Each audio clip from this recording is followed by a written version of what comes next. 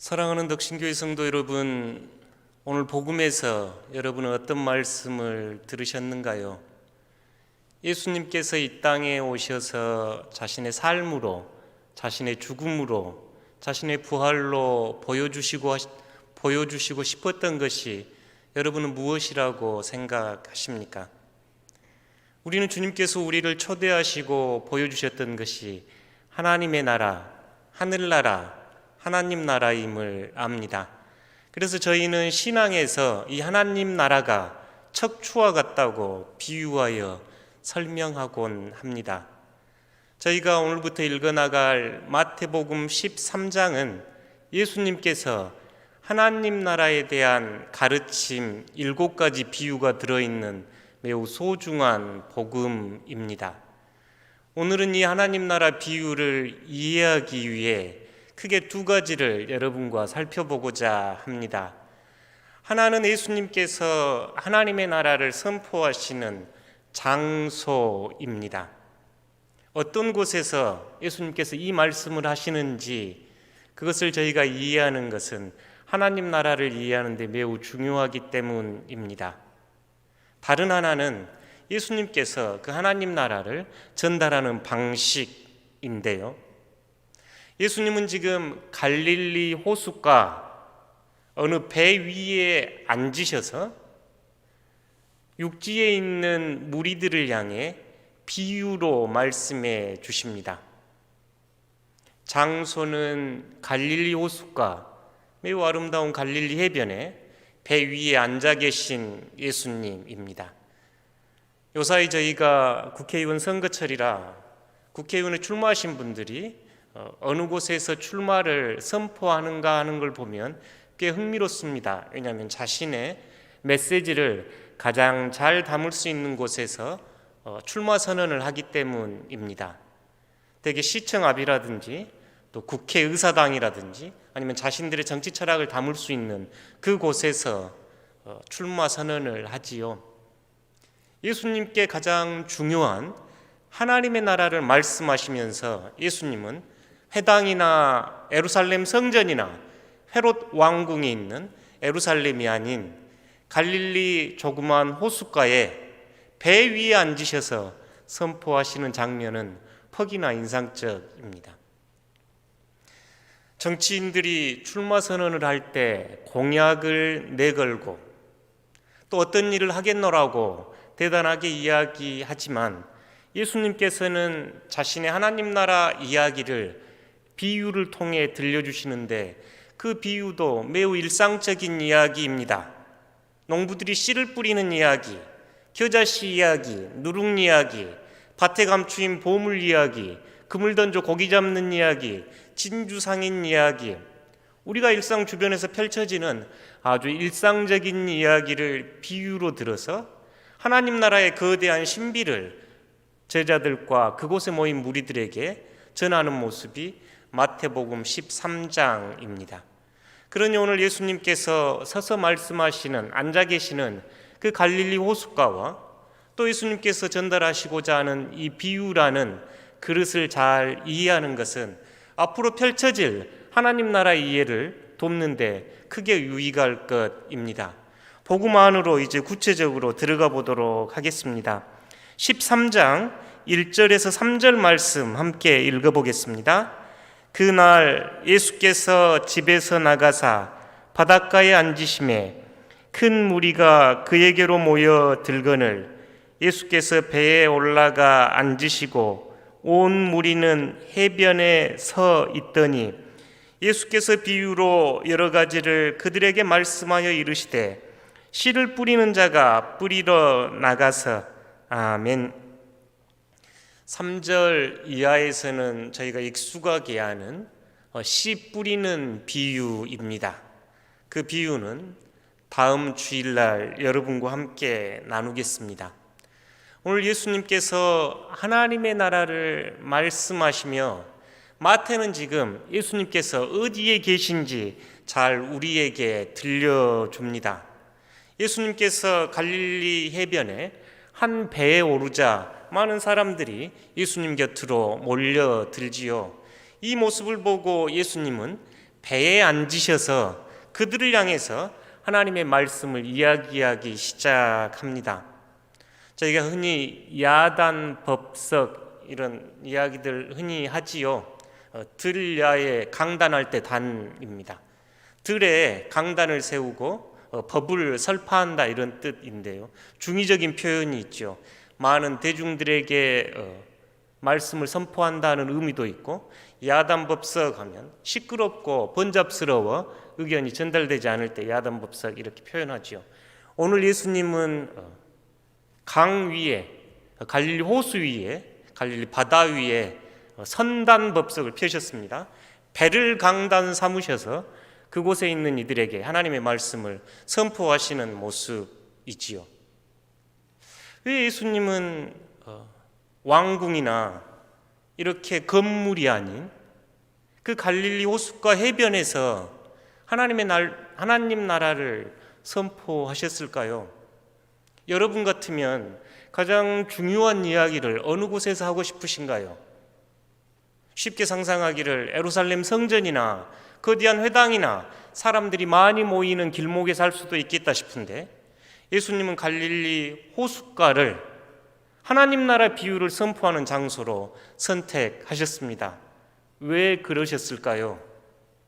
왜 예수님은 많은 곳 중에서 이 갈릴리 해변에서 하나님 나라 말씀을 들려주기 시작하실까요? 이곳이 예수님에게 매우 중요했겠지요. 예수님은 이 갈릴리 해변을, 특별히 갈릴리를 사랑하셨습니다. 예수님의 모든 사역은 이 갈릴리 호숫가 중심으로 일어났고, 예루살렘에 올라가셔서 십자가를 지셔야 했지요. 그러니 갈릴리는 예수님의 활동 본거지였고 하나님 나라를 선포하는 주 무대였지요. 여러분, 갈릴리 호수하면 어떤 것들이 떠오르신가요? 저도 갈릴리 호수를 가본 적이 없어가지고 상상에 맡기면서 어떤 가수가 부른 갈릴리라는 노래가 퍽이나 인상적이었습니다. 그는 이 갈릴리라고 하는 이 노래 안에서 이 갈릴리 호수, 갈릴리 바다, 예수님께서 눈먼이를 치유하셨고 예수님이 복음을 선포하신 이 갈릴리, 이곳에 피어나는 꽃들은 예수님을 보았겠고 이 산들은 예수님이 증인이 되었겠구나. 내가 갈릴리에 서보니 하나님의 말씀이 참되고 예수님께서 진짜인 것을 알겠다 하고 노래하는 찬양이 갈릴리입니다. 왜 예수님께서 갈릴리를 택하셨는지 이 찬양을 들으면서 여러분 한번 상상해 보시기 바랍니다. 어떠신가요? 영상으로 담기에 아마 부족할 겁니다. 갈릴리는 큰 호수지요. 그 해변 가로 둘레가 50여 킬로 되고 수심이 평균 30m, 깊은 데는 50m 되는, 그래서 바다라고 이야기하는 곳이 갈릴리 호수입니다. 저희 한반도는 이제 호남 이쪽이 곡창지대이듯이 이 이스라엘에서는 이 갈릴리 주변이 아주 풍요로운 곡창지대이지요. 남쪽에 예루살렘이 있습니다만 그 예루살렘은 산 위에 위치해 있지요. 이 갈릴리 호수는 그 지역의 풍요를 대주는 젖줄과 같은 역할을 했을 겁니다. 이 갈릴리가 얼마나 아름다운지 사실 책에서 찾아보기는 쉽지 않았었는데요. 보통 쓰는 표현 중에 하나가 당신이 사는 곳을 이야기해 주십시오. 그러면 제가 당신이 어떤 분인 줄 알 수 있습니다 라고 하는 표현이 있습니다. 그 사람이 사는 기후나 환경이 그 사람의 성향과 문화를 형성해 간다고 하는 문화 인류학자들이 쓰는 말입니다. 예수님이 사셨던 곳을 저희가 잘 이해하면 예수님의 온화하고 부드러운 성품을 미루어 짐작할 수 있습니다. 사실 그 예수님 일대기라든지 예수님 이야기를 읽어보면 갈릴리가 얼마나 아름다운 곳인지 소개된 이야기가 잘 없습니다. 지금까지 많은 학자들은 그것에 관심을 기울이지 않았지요. 제가 발견한 두 분은 초대 교회사가 요세푸스의 글과 근대 역사적 예수 연구에 중요한 르낭 이야기 정도에서 읽어낼 수 있었는데요. 그분들 이야기를 잠깐 소개해 보겠습니다. 요세푸스라고 하는 초대 교회사가는 갈릴리를 이렇게 묘사합니다. 갈릴리는 물이 풍족하며 기후가 온화하고 땅이 매우 비옥하여 농사에 알맞는 천혜의 조건을 가진 곳이다. 이 조건 때문에 아무리 게으른 친구라도 농사에 전력하고 싶어진다. 그러니까 갈릴리가 얼마나 땅이 비옥하고 아름다운지 아무리 게으른 사람이라도 나가서 땅을 읽어보고 싶은 비옥한 땅, 이렇게 이야기합니다. 이 초대교회 요세푸스는 AD 70년경 로마 함락을 목격하면서 글을 썼던 사람입니다. 그러니까 그 예수님 당시에 갈릴리를 저희가 헤아려 볼 수 있게 하지요. 그러면서 그는 또 이렇게 이야기합니다. 갈릴리는 거대한 정원과 같았다. 상상이 되신가요? 저희 순천시의 표제가 순천은 도시가 아닙니다. 정원입니다. 예. 그 오리지널 소스는 갈릴리인 것 같습니다. 갈릴리는 마을이 아닙니다. 정원입니다. 얼마나 아름다웠기에 초대 교회사가는 갈릴리를 이렇게 아름답게 묘사합니다. 이 갈릴리를 이해하기 위해서 산업혁명 이전에 쓰인 책들을 조금 더 살펴봤습니다. 현대화된 갈릴리는 예수님 당시를 이해하기 어렵겠다 싶어가지고 그 도움을 준 책이 르낭의 예수의 생애인데요. 몇 곳을 한번 인용해 보겠습니다. 르낭은 이야기합니다. 이스라엘에서 다섯째 계절이라고도 불리는 갈릴리의 봄, 겨울비가 그치면 호숫가 주변에서 꽃망울을 터뜨리는 장미, 튤립, 양귀비 등 수많은 꽃들은 부드러운 봄의 전령이다. 대기는 장미꽃 화원인 양 향기롭고 호숫가에는 푸른 아이리스와 붉은 아네모네가 화려한 자태를 뽐낸다. 예수님은 이 꽃들이 피는 곳을 보면서 들의 백화바에 돛이 된다. 여러분 상상되신가요? 저희 한반도는 산들이 많아가지고 끝없이 펼쳐진 꽃밭을 보기가 쉽지 않지요. 제가 언제 러시아에 갔는데 아주 흔한 민들레였습니다. 그 흔한 민들레가 끝도 없이 펼쳐지는 것을 보고 굉장히 감동을 받았던 기억이 있습니다. 끝없이 펼쳐지는 대지 위에 온통 노란 민들레가 가득했었거든요. 독일의 평야 지역에서도 우리가 흔히 양귀비, 개양귀비라고 하는 그 빨간 꽃이 한없이 펼쳐져 있는 모습을 보고 넋을 잃은 적도 있습니다. 지금 갈릴리가 그런 모양입니다. 얼마나 아름다우면 다섯 번째 계절이라고 하는 갈릴리의 봄에는 장미며 튤립이며 아네모네며 온갖 아름다운 꽃들이 피어올라 그 꽃향기가 아름답게 펼쳐지고 있는 모습이라고 르낭은 이야기합니다. 그는 그러면서 이렇게 이야기하는데요. 예수님의 설교는 자연의 정기와 들의 향기가 넘쳐 흘러 시원하고 아름다웠다. 그는 꽃을 좋아하여 자신의 가장 매력 있는 가르침을 꽃에서 따왔다. 산상순 이야기하고 있는 겁니다. 예수님은 꽃을 사랑했고 자신의 가장 아름다운 가르침을 이 꽃에서 따왔다고 르낭은 이야기합니다. 저에게 가장 가슴 뛰게 했던 구절은 이 구절인데요. 주변은 아늑하고 아름다워 세계 어디를 가도 여기만큼 절대 행복을 꿈꾸기에 알맞은 곳은 없다. 여러분 상상이 되신가요? 얼마나 아름답고 얼마나 아름다웠으면 세계 어느 곳에 가도 이곳만큼 아름다운 꿈, 하늘나라, 하나님의 비전을 펼쳐 보이시기에 이곳만큼 아름다운 곳이 없었습니다라고 이야기합니다. 설레입니다. 예수님께서 거닐었던 그 갈릴리 얼마나 아름다우셨기에 예수님은 이곳에서 하나님 나라 말씀을 선포하셨을까요? 그러니 아까 갈릴리 노래했던 그 가수의 고백처럼 그 꽃들은 예수님의 사역의 증인이고 그 산들은 얼마나 행복했겠는가 하고 그 가수는 노래합니다. 왜 예수님이 회당이나 에루살렘에서 하나님 나라를 선포하지 않고 이 갈릴리 호숫가 아름다운 해변에서 하나님 나라를 드러내셨을까요? 예수님은 창조주 하나님의 창조세계 아름다움에 흠뻑 빠져 있었습니다. 예수님은 하늘을 나는 새를, 들에 피어있는 꽃들을, 그리고 그 향기를, 바다에서 튀는 고기를, 그 들녘을 거니는 사람들 안에서 하나님 창조의 아름다움을 볼 수 있었지요. 그러니 답답하게 막힌 건물 안이 아닌 갈릴리 호숫가에서 하나님 나라의 강단을 펼쳐 보이고 계십니다.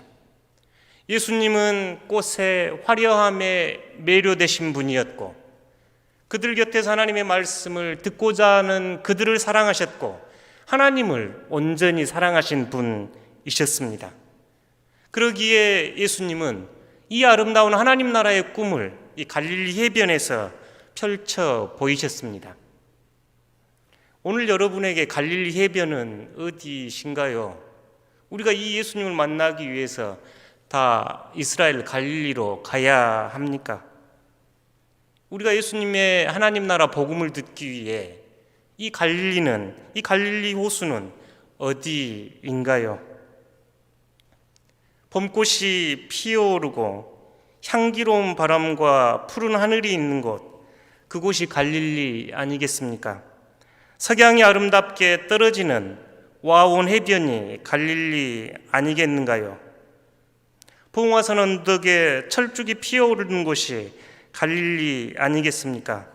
참꽃 피어오르는 뒷산이 갈릴리 아닌가요? 예수님이 하나님 나라 비유를 통해 펼쳐 보이시기 원하시는 곳은 여러분이 서 있는 곳, 꽃이 피어나는 곳, 새들이 나는 곳, 나무에 싹이 튀어오르는 곳, 농부들이 씨앗을 뿌리는 곳, 어부들이 그물을 던지는 곳, 그곳에서 시작됩니다 라고 하나님 나라 비유를 시작합니다. 여러분이 서 계신 곳이 갈릴리입니다. 하나님의 창조 세계의 아름다움을 볼 수 있는 곳, 창조주 하나님의 신비를 볼 수 있는 곳이 여러분의 갈릴리입니다. 그러기에 예수님은 하나님 나라 비유를 설명하시면서 10절에서 12절 말씀에 왜 하나님 나라를 비유로 설명하시는지 제자들의 질문에 응답합니다. 함께 읽어보겠습니다. 제자들이 예수께 나와 이르되 어찌하여 그들에게 비유로 말씀하시나이까? 대답하여 이르시되 천국의 비밀을 아는 것이 너희에게 허락되었으나 그들에게는 아니 되었나니 무릇 있는 자는 받아 넉넉하게 되되 없는 자는 그 있는 것도 빼앗기리라. 아멘. 여기에 천국의 비밀이라는 단어가 등장합니다. 제자들이 예수님 왜 비유로 가르치신가요? 할 때 예수님께서 제자인 여러분은 천국의 비밀이 알려졌지만 그렇지 않는 그들에게는 알려지지 않았습니다라고 하는 이 천국 이야기가 드디어 등장합니다. 천국은 어떤 곳인가요? 여러분은 천국을 생각하면 어떤 곳을 생각하신가요? 우리가 하늘나라, 영어로는 The Kingdom of Heaven 이게 이제 번역이 되면서 한글로는 하늘나라, 한문으로는 천국 이렇게 번역을 했지요. 마태는 하나님 나라라는 단어를 4번 정도밖에 쓰지 않습니다. 그래서 저희가 마태를 공부할 때 유대인 전통에 서 있는 마태는 하나님이라는 단어를 잘 쓰지 않아서 그 상징적인 의미로 하늘을 썼습니다. 그래서 하늘나라는 하나님 나라입니다. 이렇게 우리가 이해하지요. 저희가 그 성경이 동양으로 와서 번역이 될 때 처음에 하나님을 천주 또 하느님이라고 번역했던 것과 같습니다.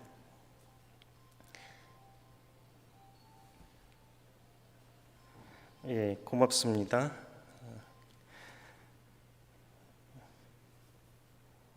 예, 그래서 이 하늘나라, 천국, 하나님 나라인데요. 이 하나님 나라라고 하는 말씀을 하시면서 예수님은 왜 비유라고 하는 방식, 그릇을 사용하셨을까요? 사실 비유는 아주 쉬운 이야기입니다. 우리가 아까 읽었던 씨 뿌리는 사람이 있는데 더러는 길가에, 더러는 돌짝밭에, 더러는 가시덤불에, 더러는 옥토에 뿌려진 씨앗 같습니다. 지금 이게 비유인데, 이 이야기를 통해서 하나님 나라를 가르쳐지는 지시어 또는 하나님 나라를 가르치는 어떤 그 손가락 같은 것으로 사용된 게 비유입니다. 꽤 흥미롭습니다. 아주 평범한 일상의 언어로 하나님 나라를 드러내거든요. 그런데 왜 예수님께서는 그러셨을까 생각해 보면 이유는 단순합니다. 예수님은 시골에서 태어나셨고 시골에서 자라셨고 예수님을 따라 지금 말씀을 듣는 이들도 다 시골 사람들입니다. 그러니 시골에 있는 일상의 이야기들을 통해서 하나님 나라를 전파하는 것은 너무나 당연했지요. 사실은 바울과 비교가 됩니다. 바울은 공부를 많이 한 사람이었지요. 도시의 어떤 지적인 중산층들이 바울의 편지를 읽고 이해할 수 있는 철학적인 언어를 씁니다. 그런데 예수님은 하나님 나라를 바울처럼 들려줄 수는 없습니다. 듣고 있는 청중들이 일상의 언어는 예수님의 언어였기 때문에 그렇지요. 농부가 씨앗을 뿌리고 있다. 겨자 씨를 봐라. 그물을 던져서 고기 잡는 것을 봐라. 이런 이야기는 매우 평범한 일상 이야기로 이 비유를 통해서 하나님 나라를 예수님은 들려주고 싶어 합니다. 근데 저희가 비유풀이 하면 떠오르는 거 있지요. 이단 사이비들이 비유풀이 많이 쓰는 표현입니다. 사실 비유풀이 자체가 잘못된 게 아니라 비유풀이를 통해서 그들이 쓰는 3단 논법이 잘못돼 있지요. 비유에 대한 비유풀이 이야기할 때 꼭 인용하는 성경이 마태복음 13장 34절에서 35절인데요. 함께 읽어보겠습니다. 예수께서 이 모든 것을 무리에게 비유로 말씀하시고 비유가 아니면 아무것도 말씀하지 아니하셨으니 이는 선지자를 통하여 말씀하신 바 내가 입을 열어 비유로 말하고 창세부터 감추인 것들을 드러내리라 함을 이루려 하심이라. 아멘. 이 말씀을 인용하면서 모든 말씀은 성경은 비유로 적혀 있고 비유를 풀어야 합니다. 이렇게 시작을 합니다. 이단 사이비들이 비유풀이 할 때 쓰는 3단 논법입니다. 성경은 비유로 기록되어 있습니다. 둘째, 그 성경의 비유는 비밀이 봉인되었습니다. 알 수가 없습니다. 셋째, 그 비밀을 풀 수 있는 사람이 바로 여기 있습니다. 그래서 내 말을 듣고 믿으면 천국에 갑니다. 이렇게 이야기하는 사람들이 이단 사이비 교주들입니다. 비유풀이의 끝에 자신이 있지요. 예수님의 비유풀이 끝에는 하나님의 나라가 있습니다. 저희가 비유를 그래서 올바르게 이해하는 것은 중요하지요. 다시 왜 그렇다면 예수님은 매우 평범한 일상 이야기로 하나님 나라 비유를 들려주셨을까요? 앞으로 저희가 그걸 묵상해 나갈 텐데요. 플라톤이나 아리스토텔레스 같은 철학자들 이야기라든지 위대한 랍비들의 가르침에서 이야기하지 않고 왜 예수님은 매우 평범한 씨를 뿌리는 농부의 이야기라든지 누룩을 개고 있는 여인의 이야기라든지 그물을 던져 고기를 잡는 어부 이야기를 하나님 나라 비유로 사용하셨을까요? 여러분은 어떻게 생각하신가요? 이단 사이비가 주장하는 것처럼 비밀을 봉하려고 그랬을까요? 아닙니다. 예수님은 우리가 살아가는 이 땅 안에, 우리의 일상 안에 하나님의 나라가 이미 시작되었음을 드러내고 싶어 하셨습니다. 누가복음 17장에 보면 바리새인들이 와서 하나님 나라가 어디 있습니까? 라고 하는 질문에 예수님은 여기 있다 저기 있다 할 것이 아니고 이미 너희 가운데 임하였느니라. 하나님의 나라가 이미 여러분 안에 시작됐습니다. 여러분이 씨를 뿌리고 있는 그곳에, 그물을 던지고 있는 그곳에, 빵을 반죽하고 있는 그곳에 하나님 나라가 이미 시작됐습니다. 일상의 신비 안에 하나님 나라가 펼쳐집니다. 천국은 이미 여러분 가운데 임했습니다. 천국이 가까이 왔다 선포하셨던 그 예수님은 이미 천국이 임하였느니라, 이미 여러분 가운데 있습니다 하는 말씀을 들려주지요. 하나님 나라, 그래서 비유에 들어가기 전에 예수님께서 일상 안에서, 일상의 삶을 통해서 하나님 나라 비유를 들려주시는 것은 우리에게 매우 강력한 도전이 있습니다. 마치 행복을 찾아, 그 파랑새를 찾아 멀리 길을 떠났던 그 사람이 집에 돌아와서야 행복의 파랑새를 발견한 것처럼, 봄에 피는 매화를 찾기 위해서 먼 길을 떠났던 나그네가 집 대문을 열고 들어왔을 때 집 안에 매화 향기가 가득했던 것처럼, 하나님의 나라는, 천국은 저 먼 곳에 있는, 하늘 속에 있는 곳이 아니라 바로 이곳 우리의 삶 안에서 시작되고 있음을 예수님은 들려주고 싶어 하셨습니다. 그래서 예수님은 갈릴리 호숫가를 강단으로 삼으셨고 우리들의 일상의 삶을 하나님 나라 비유의 소재로 삼으셨습니다. 그렇다면 여러분, 우리가 어떻게 일상 안에서 예수님이 가르치는 그 하나님의 나라를 맛보고 살아갈 수 있을까요? 순천은 참 아름다운 곳이 많지요. 순천만 정원, 습지, 용산, 또 저쪽 별량 화포, 벌교, 고흥, 보성, 광양, 와온 해변. 잠깐만 와온 해변을 한번 상상해 보십시오. 와온 해넘이입니다. 여러분, 이 해넘이를 보면서, 일몰을 보면서 어떠신가요? 크게 세 종류의 사람이 있다고 합니다. 한 종류는 참 아름답다. 그리고 끝. 두 번째 사람은 이 해넘이를 보면서 그냥 아름답다, 눈에 보이는 세계가 아름답다를 넘어서 철학적인 사유를 하거나 이성적인 사유를 합니다. 만약 설교를 하는 목사라면 설교의 소재로 삼으려고 머리를 쓰겠지요. 과학자라면 지금 대기 중에 습도는 몇 도여서 저 붉은 색깔을 만들고 지구와 달의 인력 관계는, 지구의 자전과 공전은 어떻게 진행되고 있겠는가 생각하면서 물리의 법칙들을 발견하려고 궁식거리고 있을 겁니다. 예술가는 그림을 그렸겠지요. 작곡가는 노래를 만들었을 겁니다. 두 번째 부류의 사람이지요. 세 번째 부류의 사람입니다. 첫 번째 눈으로 아름답다고 볼 수 있고, 둘째 사람처럼 저 안에서 펼쳐지는 물리의 세계나 이론, 사유를 생각할 수 있지요. 세 번째 사람은 그것을 넘어서 저 아름다움, 장엄함 안에서 창조주 하나님의 창조의 손길을 느낄 수 있는 사람입니다. 전 우주가 하나님의 품 안에서 펼쳐져 있고, 이 시간 나는 저 일몰을 바라보면서 하나님을 바라보고, 저 일몰을 통해서 하나님은 나를 바라보고 있음을 경험할 수 있는 사람입니다. 신앙인은 첫 번째, 두 번째, 세 번째 바라보는 눈을 다 가진 사람들입니다.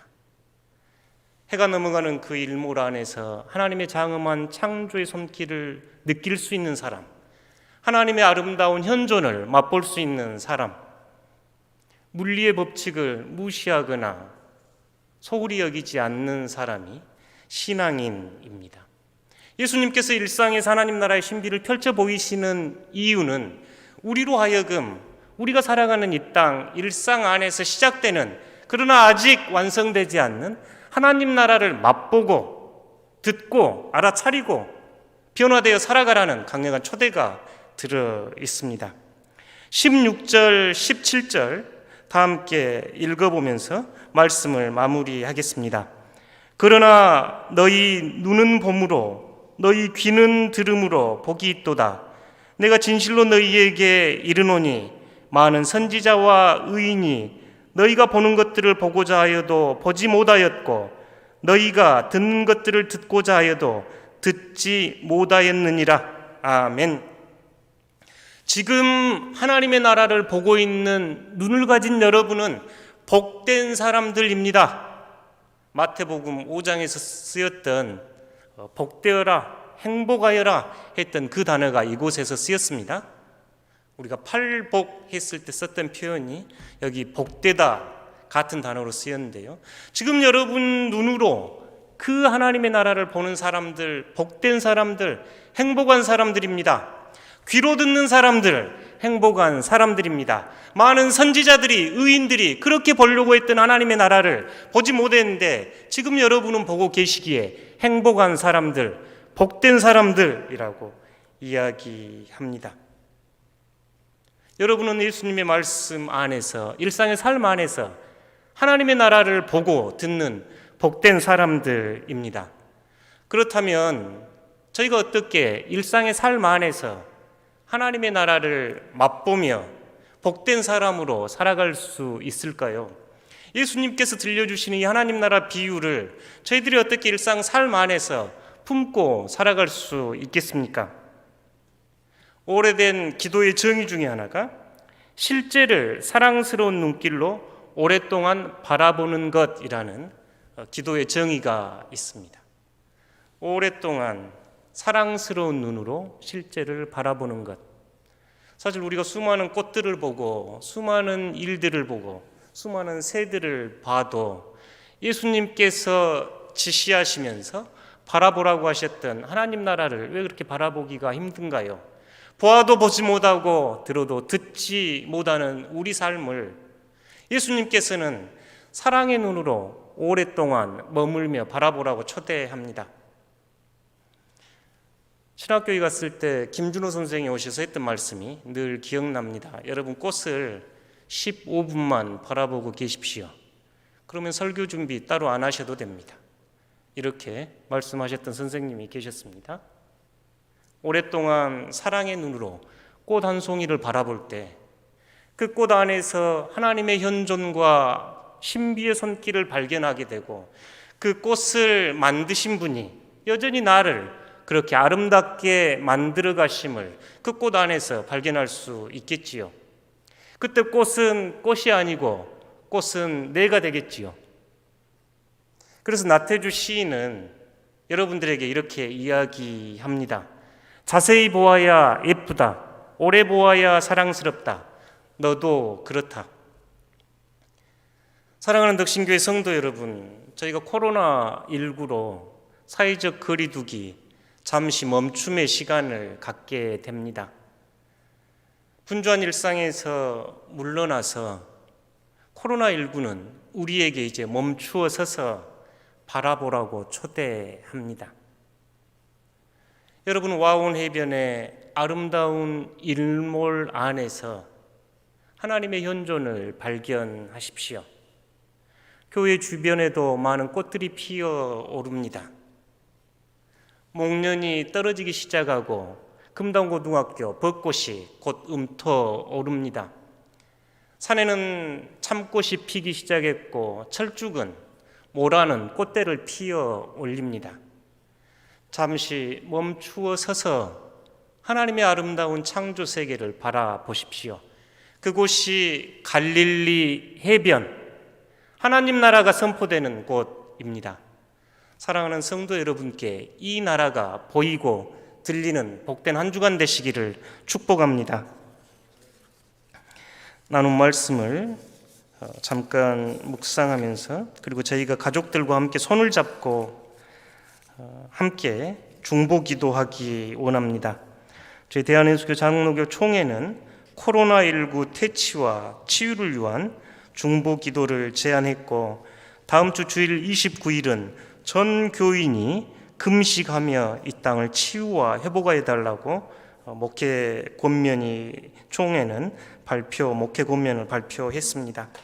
크게 4가지 함께 기도하고 싶습니다. 첫째, 코로나19로 고통당하는 온 세계의 환자를 치유하여 주시고 환자의 가족과 희생자의 유족들에게 하늘의 위로와 평안을 주시옵소서. 둘째, 코로나19의 퇴치를 위하여 수고하는 세계 여러 나라의 의료진과 방역 담당자, 자원봉사자, 일선 공무원들을 보호하여 주시옵소서. 셋째, 사순절 기간을 보내며 경건한 마음으로 스스로 돌아보며 하나님께 참회하오니 우리 삶이 정결한 삶이 되게 하소서. 넷째, 한국 교회가 빛과 소금의 역할을 감당하며 이웃을 섬기는 선교 공동체가 되게 하소서. 이 4가지를 가지고 함께 잠깐 기도하도록 하겠습니다.